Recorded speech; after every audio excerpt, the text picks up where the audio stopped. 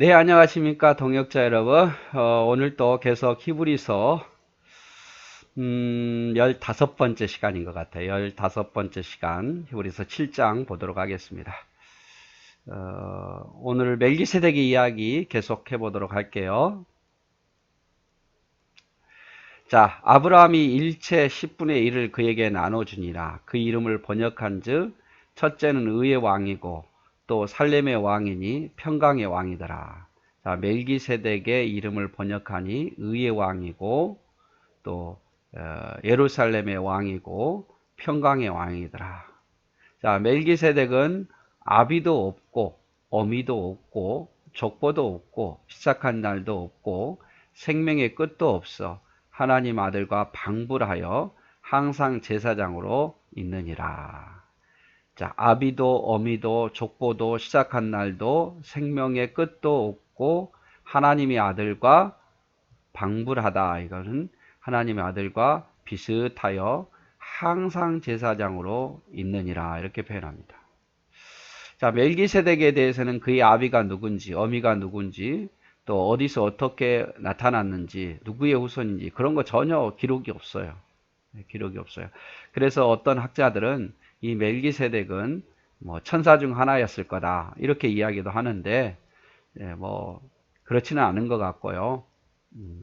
의의 왕, 살렘 왕, 평강의 왕 이렇게 표현을 하고 있는 거 보니까 실제적인 인물인데 아무튼 아브라함 당시에 제사장이었고 항상 하나님의 아들과 방불할 만큼 비슷할 만큼 경배의 대상이었다 이렇게 표현을 하고 있습니다. 그래서 멜기세덱은 의로운 제사장, 평강의 제사장이었다 그 말이죠. 흠이 없었다. 의롭고 그러니까 정의롭고 쉽게 말하자면 거짓이 없고 인격도 뛰어나고 또 흠이 없는 그런 제사장, 평강의 제사장, 예루살렘의 왕 이렇게 표현을 하고 있어요. 아론보다 훨씬 더 인격적이고 정의롭고 평강이 넘치고 그런 사람이었다 그 말이죠. 또 멜기세덱은 레위 제사장처럼 족보가 필요 없는 큰 제사장이었다 말이죠. 족보가 필요 없었죠. 멜기세덱은 아브라함 당시의 제사장인데 레위 제사장처럼 뭐 족보에 따라서 제사장이 제일 필요가 없는 사람이었어요. 여러분 레위인들은 보통요 25세에 시작합니다. 그리고 수련 과정을 거쳐서 물론 어렸을 때부터 조금씩 레인이기 때문에 이 사람은 벌써 성전에서 봉사해야 되고 아론 후손들은 제사장으로 봉사해서 어렸을 때부터 조금씩 교육하지만 본격적으로 25세부터 교육해서 어떤 또 성경에는 30세부터 이제 한 5년 정도 수련 이렇게 하다가 수련을 겪다가 한 30세 정도 되면 50세까지 일을 하다가 직을 마치는 사람이었어요. 제사장이라 레인들은 그랬습니다. 그래서 젊었을 때 시작해서 너무 늙어서 일을 못할 때까지는 하지 않고 이때까지만 일을 하고 뭐 이제 먹는 거 이들에게 공급되는 양식은 평생 공급됐죠. 레인의 가족이 된다든지 뭐 또 제사장의 가족이 되면 아들이 됐든 며느리가 됐든 부인이 됐든 먹을 양식은 계속해서 백성들의 11조를 통해서 제공을 했지만 실제적으로 성전에서 봉사하는 나이는 25세부터 50세까지만 한정이 되어 있어요. 그러나 멜기세덱은 그렇게 한정을 받지 않았습니다. 예수님처럼 영원한 제사장, 죽을 때까지 계속해서 제사장 역할을 했죠. 멜기세덱은 아브라함에게 11조를 받았지만 레위인들은 그 형제들에게 11조를 받지요. 아브라함에게 11조를 받았지만 레위인들은 그 다른 지파들에게 11조를 받았지 않습니까? 그리고 멜기세덱은 아브라함에게 축복을 한 자입니다. 축복을 한 자. 자, 그래서 이 사람이 어떻게 높은 것을 생각하라. 조상 아브라함이 노량물 중 좋은 곳으로 10분의 1을 저에게 주었느니라. 자, 아브라함, 이스라엘의 조상인 아브라함이 11조를 바쳤어요. 그러니까 멜기세덱이 얼마나 높은 사람인가를 기억하라 말이에요. 아브라함이 그냥 11조를 줬겠습니까? 아무도 아닌데. 하나님의 제사장이니까 준 거예요. 또 레이의 아들들 가운데 제사장의 직분을 받는 자들이, 자, 레이의 아들들의 제사장 아론의 후손들은 율법을 쫓아 아브라함의 허리에서 난 자라도 자기 형제인 백성에게 10분의 1을 취하라는 명령을 가졌으나, 보통 레이인들 또 아론의 후손들 제사장들은요, 자기 형제들 가운데서 10분의 1을 받았죠. 그러나 멜기세덱은 아브라함에게 10분의 1을 받았다 말이에요. 누가 더 높은 자냐 이 말이죠. 레이 족보에 들지 아니한 멜기세덱은, 레이의 족보에도 들지 아니한 멜기세덱은 아브라함에게 10분의 1을 취하고 그 약속을 얻은 자를 위하여 복을 빌었나니, 멜기세덱은 아브라함에게 10분의 1을 받고 아브라함을 위해서 복을 빈 사람이다 이 말이죠. 멜기세덱에 대한 이야기예요.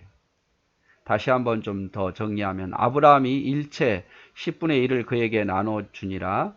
그 이름을 번역한 즉 멜기세덱은 첫째 의의 왕이요 살렘의 왕이니 평강의 왕이요, 멜기세덱은 아비도 없고 어미도 없고 족보도 없고 시작한 날도 없고 생명의 끝도 없어 하나님의 아들과 방불하여 항상 제사장으로 기간 제한 없이 있었느니라.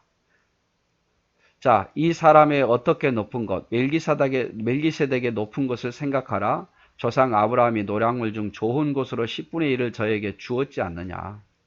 레이의 아들들 가운데 제사장의 직분을 받은 자들은 율법을 쫓아서 아브라함의 허리에서 난 자라도 자기 형제들에게 10분의 1을 취하해서 받는데, 레이 족보에 들지 아니한 멜기세덱은 아브라함에게 10분의 1을 받았고 그를 위해서, 아브라함을 위해서 복을 빌은 사람이 아니냐 하면서 멜기세덱이 레이의 후손들, 아론의 후손의 제사장보다 훨씬 더 높은 분임을 설명을 하고 있습니다. 자, 7절 폐언일 하고 낮은 자가 높은 자에게 복임을 받느니라. 자, 낮은 자가 높은 자에게 복을 받지요. 축복을 받지요. 그랬듯이, 자, 멜기세덱이 아브라함에게 복을 빌었다는 것은 그 당시에 멜기세덱이 아브라함보다 더 높은 위치에 있었다 이 말이에요. 또 여기는 죽을 자들이 10분의 1을 받으나 저기는 산다고 증거를 얻은 자가 받았느니라. 자, 여기는 레인들 말하죠. 죽을 자들이 10분의 1을 받지만 멜기세덱은 산다고 증거를 얻은 자가 10분의 1을 받았다 이 말이죠. 또한 10분의 1을 받는 레이도 아브라함으로 말미암아 10분의 1을 바쳤다 할 수 있나니, 이는 멜기세덱이 아브라함을 만날 때 레이는 아직 자기 조상의 허리에 있었습니다. 자, 아브라함이 10분의 1을 멜기세덱에게 줬잖아요. 이것은 어떻게 말하면 레인도 멜기세덱에게 10분의 1을 주었다 이렇게 볼 수 있단 말이에요. 왜? 레이는 아브라함의 후손이니까. 멜기세덱이 아브라함을 만날 때에 레이는 아직 자기 조상의 허리에 있었다. 뭐 레인이 벌써 아브라함의 어떤 그 뱃속에 있었다 이 말이 아닙니다. 결국에는 나중에 아브라함의 후손이 레인이 아닙니까? 아브라함의 아들이 누굽니까? 이삭 아닙니까? 이삭의 아들이 야곱이고 야곱의 아들이 레이잖아요.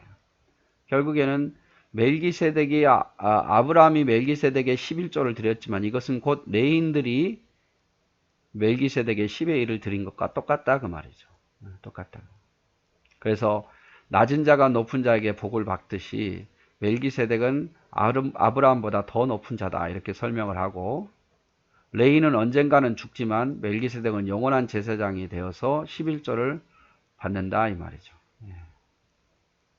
아브라함이 멜기세덱에 11조를 드릴 때 레이는 아브라함의 허리에 있었으므로 레인이 멜기세덱에게 11조를 댔다고 할 수 있다 이렇게 표현을 하고 있습니다. 11절 레이 계통의 제사 직분으로 말미암아 온전함을 얻을 수 있었다면, 레이 계통의 제사 직분으로 말미암아서 온전함을 얻을 수 있었다면 백성이 그 아래 율법을 받았으니 어찌하여 아론의 반차를 쫓지 않고 멜기세덱의 반차를 쫓은 별 다른 한 제사장을 세울 필요가 있었느냐. 만약에 레이 계통의 제사 직분으로 온전한 죄사함을 받을 수 있었다면 왜 굳이 예수님께서 아론의 반차가 아닌 멜기세덱의 반차를 쫓아 제사장을 오겠느냐 이 말이죠. 쉽게 말하자면 레위 계통의 제사 직부로는 온전한 죄를 사함받을 수 없단 말이에요. 일회성이죠, 일회성. 자, 레위인 제사장이 온전했다면 굳이 멜기세덱의 반차를 쫓은 제사장 예수님을 세울 필요가 있었겠느냐 하는 거죠. 구약의 제사장의 직을 통해서 온전하지 일회성이죠. 일회성. 그렇죠? 여러분 한 번 죄 지은 것에 대해서만 레위인 제사장은 사할 수 있었어요. 그런데 그래서 온전치 못하니까 일회성이니까 어떻게 했습니까? 예수님이 멜기세덱의 반차를 쫓아서 오셔서 예수님은 온전히 영원히 의롭게 우리를 만드셨죠. 또 구약의 제사장직을 통해서 온전하게 죄를 허물지 못하죠. 온전하게 죄를 해결하지 못해요. 그러나 예수님은 멜기세덱의 제사장의 반차를 쫓아왔기 때문에 우리를 온전하게 화목케 하신다라고 표현합니다. 로마서 5장 1절 10절에. 그래서 구약의 제사장은 모형에 불과했다. 오실 메시아에 대한 그림자다. 이렇게 표현을 하고 있습니다. 그래서 11절까지는 아주 어려운 부분인데요. 결론적으로 말하면 그거예요. 예수님은 아론의 후손을 쫓아, 아론의 반차를 쫓아 제사장이 된 것이 아니라 아브라함 시대에 아브라함이 11조를 드렸고 아브라함이 축복받았던 그 멜기세덱의 반차를 쫓아 제사장이 되었다. 이렇게 표현하는 거죠. 그러므로 예수님은 우리를 위한 제사장으로서 우리를 위해서 우리의 죄를 사하게 해서 십자가에 친히 죽으시고 제물이 되어주시고 우리의 죄를 사해 주셨다. 이렇게 주장을 하고 있는 겁니다. 유대인들은 그걸 인정하지 않았죠. 뭐 레위 족보에도 없고 또 뭐 레위인 출신도 아닌데 그게 어떻게 가능하냐 하지만 히브리서 기자는 레위인의 조건은 들지 않았지만 멜기세덱의 반차를 쫓은 제사장으로 오셨다. 레위인들은 불안한 제사장 역할을 감당했지만 멜기세덱의 반차를 쫓은 예수 그리스도는 온전한 제사장이다. 이렇게 설명을 하고 있습니다. 그래서 예수님께서 제사장 되심에 대해서 아주 중요하니까 계속 어렵지만 설명을 하고 있는 거죠. 오늘도 여러분 어려운 부분 잘 하셨고요. 오늘도 사랑하고 축복합니다.